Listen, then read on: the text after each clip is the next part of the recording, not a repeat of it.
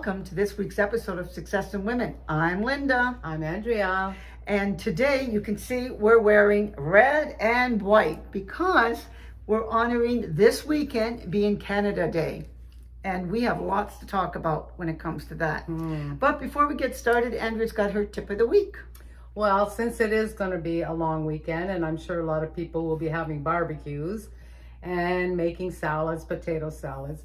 So the one way to keep everything fresh if you're outdoors is take all your little aluminum tins or pans, fill them with water and throw them in the freezer. And then when you're ready to serve your food, just take them out, put them on the table and set your food inside, your salads and whatever, inside these little trays of ice. Well, that's a really good idea. And you'd want to start, it might be too late for this occasion, but when you're doing the next summer barbecue, because you'd have to kind of do one or two at a time, because while it's water, you freeze it, then you can stack another one on top. Like I have two fridges, with two freezers, and I have a large stand-up freezer, so I could do 4 or 5 at a time.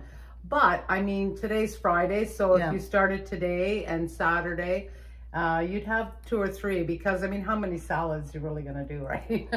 But at least if you're doing shrimp, cocktail, that's whatever, the other thing. Exactly. You just set it inside the tray and it'll keep it nice and cool. One of the things that I got as a gift at one point from, I'm going to say, my little vice, going to the casino, was this beautiful little bowl.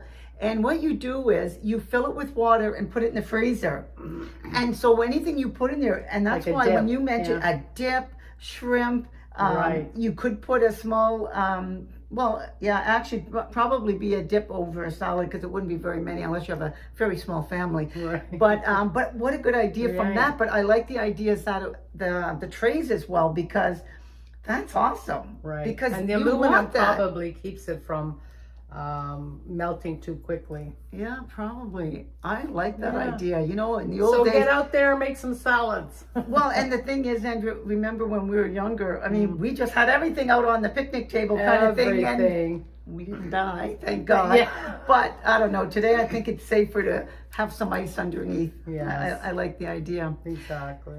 And Andrew and I wanted to do a show today on Canada, honoring Canada Day and Canada in general, because we know how privileged we are to live in a country that allows us the freedom to choose our careers and, that path to success that we want, even to the point of women being able to stay at home to raise kids. Exactly. And part of that, Andrea, I'm just going to mention is, recently we talked about the fact that you did stay home and raise kids, and Canada has acknowledged that women played a big role by doing that. And so what they're doing is adjusting people's Canada pension plan. Yes. And I like that idea, because that just goes to show you is that it doesn't have to be one way or the other. There's a balance in Canada that Canada is supporting women's choices. Exactly. And that's not very common in a lot of countries. We're lucky on this side of the ocean that in North America, women are celebrated more and honored more. And there's still a lot further we can go. True. But we've come leaps and bounds. When I first went to Europe, when I got married and whatnot, I was surprised at the difference, of the role playing, especially in the small villages. The women just, were at the beck and call of their husbands, and I thought, and I'm sure the way they saw interacting between my husband and I, even at that point, I had to have my marriage certificate and my passport to prove that I was married, so that I could go in the same bedroom with my husband. Who'd you have to prove that to? To the hotel. Wow. Yes. Wow. That's 47 years ago. And even in Canada, they wouldn't have cared. Exactly. It really wasn't ever questioned. No, I know. Things have changed too. I remember, I'm sure you remember, when women were not allowed in bars. Especially in Nova Scotia, my aunt was not allowed. They weren't allowed. They had a curfew. They weren't allowed on the streets after a certain time. No, that I don't I was remember. 13, I think, at the time when Well, I you went were to visiting, Yeah, yes. when I was visiting my aunt and And that's the same country, just a different province. Exactly. But you remember, Andrew, and I know you'd remember this, at our local hotel, it was a Star Hotel for years. That was the only one in town. And the Star Hotel had a men's side. Mm-hmm.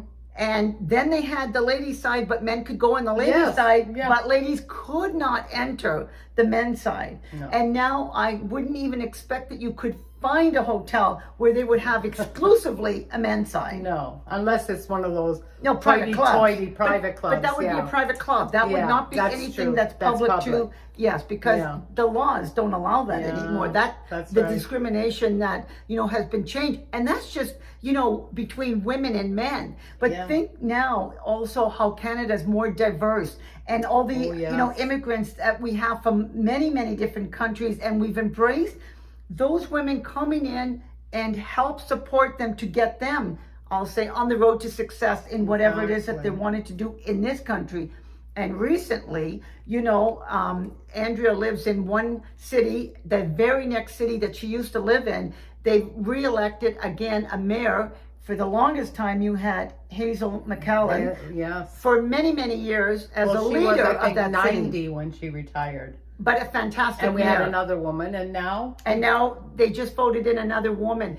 And Mississauga is a big city. It's huge. And when you think about how long ago, when it was just men running all the cities, including the country. Right. And that we still have to hurdle, we have to get over here and in America. The women leading the country. Yeah. When that'll happen, I don't know. It's true, because the very few times that women have tried to run, they haven't been successful. And we did have Kim Campbell for a very short time. I think, a couple months? I don't know. I don't even remember what happened there. But the fact that she got to go in that election, the fact that she got elected, you still have to give her credit for that success. Exactly. Because the only person stopping you is you. Mm-hmm. The country. But you know what, Linda? I feel a job like that, men don't have the added pressure of home life. Yes. And proving themselves. You're right. Where a man can, you look at what's going on in America right now with all the on the road campaigning. They're not worried about their kids. They're not worried about their wives, their families. But a woman would. Yes. If she had that position. And the added burden of feeling, most women would feel guilty about leaving their kids, and that would weigh on them. And that has such a huge effect.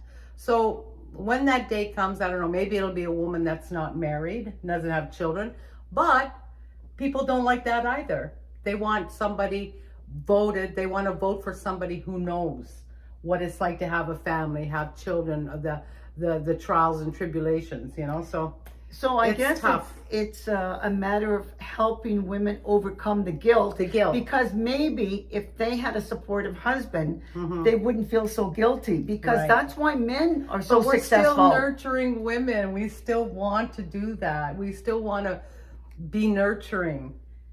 It's a catch-22. Okay, I'd say that for some women. I've never been a nurturer. To this day, I know that I haven't had kids, and maybe it might have made a difference. But the fact that I was never able to have kids, I can't even nurture my friends. I can't nurture my family so much. So why don't you run for Prime Minister of Canada? Because it's a thankless job. Let me tell you, I would make I'd vote for her. I'd make a lot of changes. Yes, she would. Over time, you'd see the impact would be good. But, short term, people they don't want to give up anything, and that's the problem. And we can't keep taking. So, like we were saying at the last episode, you have to give, and there's give and take. And so many people nowadays don't want to give.